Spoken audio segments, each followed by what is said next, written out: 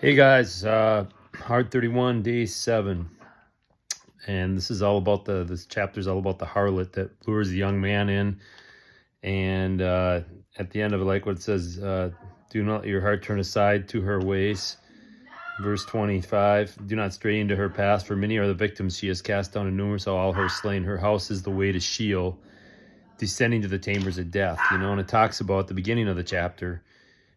Keep my commandments, live, and my teaching as the apple of your eye. Bind them to your fingers and write them in the tablet of your heart. So does this mean, like, once again, we're talking about adultery and sleeping with some strange woman? No, I think it really talks about straying from God's ways. When God's word is implanted in your heart, you have that discernment, that right from wrong. All right, and you don't make decisions based on how you feel or based on impulses. All right, you have that wisdom embedded in your heart, and you're not making impulsive decisions that are going to cost you later on. I think about that in my own life when I've made decisions on my own and how they've led to a lot of pain and suffering, I guess, in a sense, not true pain and suffering, not like I'm being tortured, but financial pain or relationship pain or something like that, because I've done things in my own wisdom and I haven't listened to God's wisdom, and that's, or I've been tempted to, I've made a decision on impulse or emotion,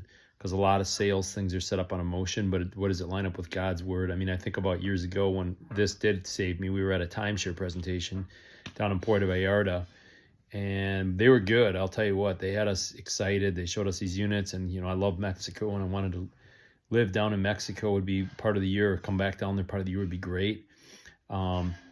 And I was tempted, but I remember, I could feel like I needed to step out for a minute, because you could see the emotions were stirred up, and my wife was excited. And I remember like going to the bathroom and just gather myself. And I said quickly, well, Lord, what do you think? And all I could hear was, it's another proverb we'll read later. Borrower is slave to the lender. We had just, gotten through years of financial hardship and gotten ourselves back on track financially. And here I was about to go back in and put us, take another loan out and put more debt down. And I heard that loud and clear, and I went back out and I said no.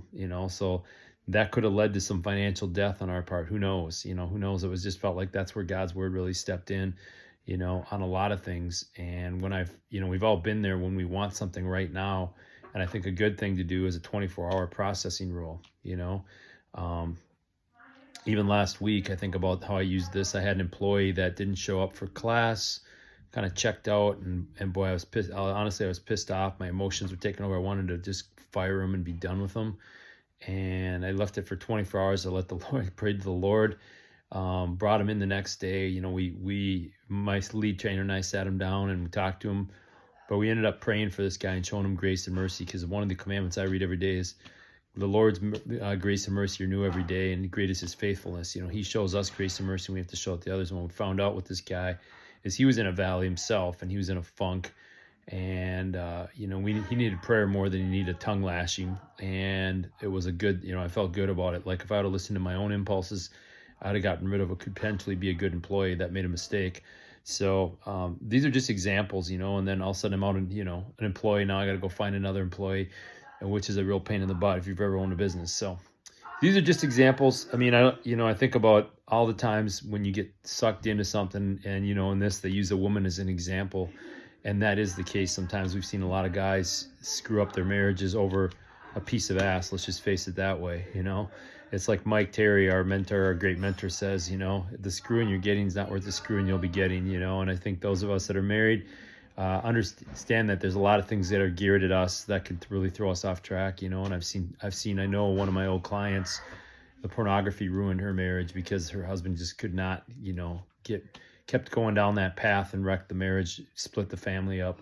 So I think there's a lot of examples that can be had in this. So we have to be careful. That's why we got to get God's word in us any day. I like the saying is, fill yourself with the word, not the world. And that's why you have to get up every day and spend time with the Lord and get filled with the word before you go out into the world. Otherwise, you'll get filled with the world, and it's easier to go down into those, go down into the chambers of death, as it says, of the world, and make stupid decisions. So that's what I got. We'll talk to you guys live tomorrow night, and we'll share maybe what we got from Proverbs live on our call tomorrow, on our Zoom tomorrow night. All right, guys? God bless and have a good night.